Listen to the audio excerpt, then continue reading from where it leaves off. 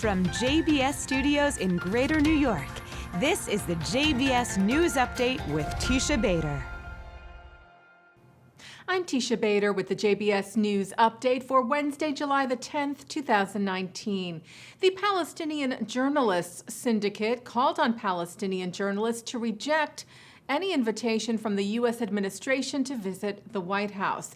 This after we reported to you the U.S. Special Representative for International Negotiations, Jason Greenblatt, was quoted by the Palestinian Authority's Al-Ayam paper that one idea of getting the message of the U.S. peace plan to ordinary Palestinians would be to invite the Palestinian media to the White House.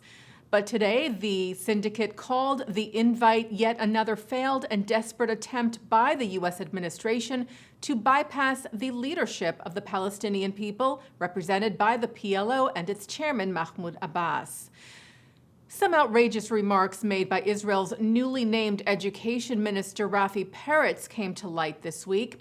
Axios reported yesterday that Pars, who also leads the Union of Right-Wing Parties, told a July 1st cabinet meeting that the assimilation of Jews around the world, and mostly in the U.S., was, quote, like a second Holocaust, saying that the Jewish people lost 6 million due to intermarriages in the last 70 years. After the comments, Israel's Minister of Energy, Yuval Steinitz, pushed back, saying we need to stop looking down on Jews in America.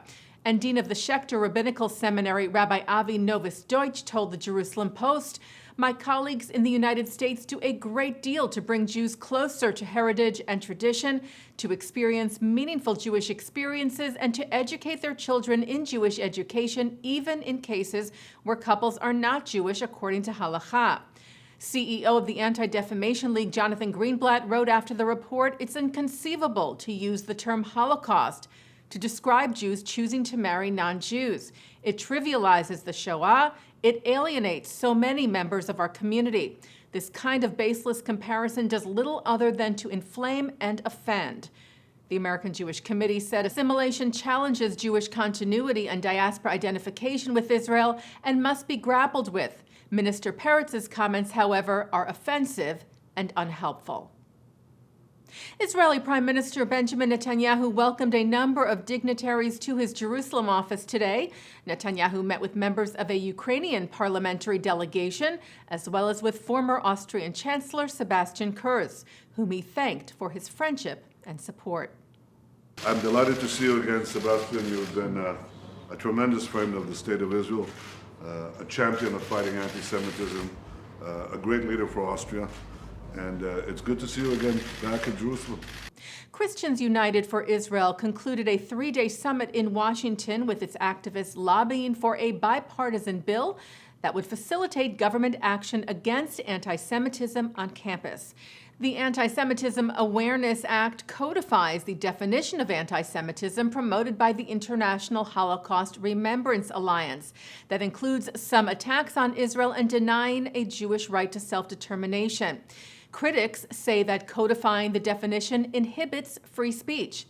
Speakers at the CUFI conference included Israel's ambassador to the UN, Danny Danon, and U.S. Secretary of State Mike Pompeo, who spoke of his support of Israel. America has an incredibly unique and important relationship with Israel.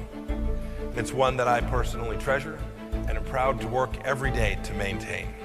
Modern Israel is the only truly free nation throughout the entire Middle East. It has an enormous respect for religious freedom. No country is perfect, but Israel, like America, holds itself to an incredibly high standard.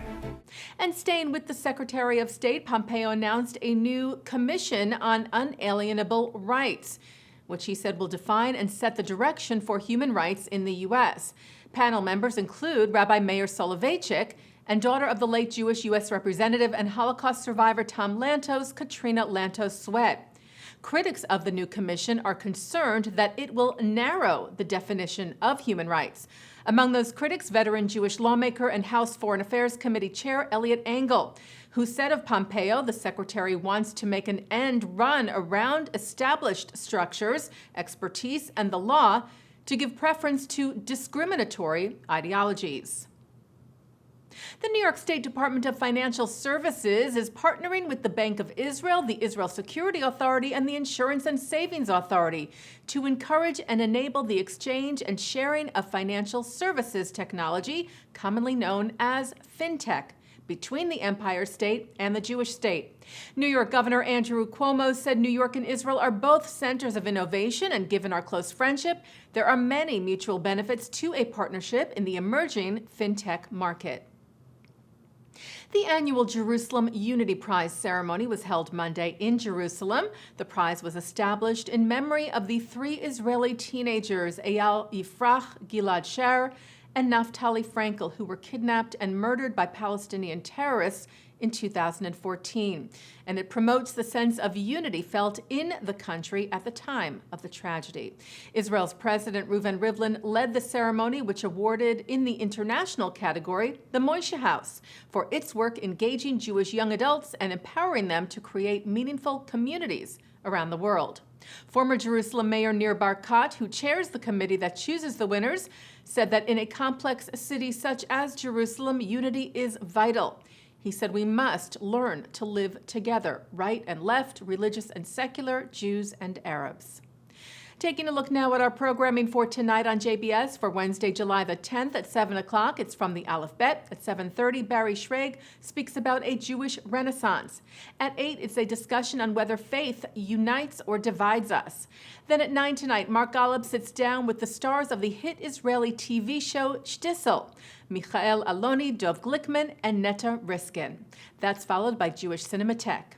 And coming up right after this newscast, it's Thinking Out Loud with Micah Halpern. And that's the JBS News Update for Wednesday, July the 10th, 2019. I'm Teisha Bader.